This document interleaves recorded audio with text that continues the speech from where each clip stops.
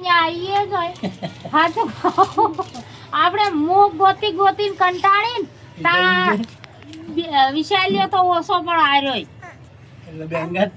ના નાખો અરે નાખો કા નંબરની વર રાખે કે શી કરે તાર બધું આવડે હજી જો એકડી બે હારે 12 વાટી કોક છે માં જાતો તો